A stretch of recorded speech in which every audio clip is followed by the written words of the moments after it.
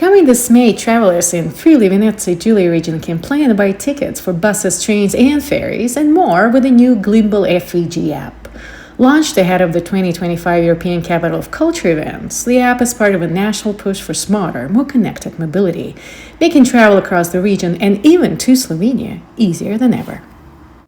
Abbiamo approfittato della capitale europea della cultura Gorizia Nova Gorizia per sperimentare questa nuova applicazione che permette di fare quello che si chiama MaaS, ovvero Mobility as a Service, ovvero poter fare una esperienza di viaggio intermodale all'interno del tessuto del Friuli Venezia Giulia senza dover cercare informazioni su vari siti o su varie applicazioni. La necessità deriva proprio dal grande afflusso turistico che si sta verificando sempre di più ogni anno e dalla possibilità anche dei cittadini di scoprire come spostarsi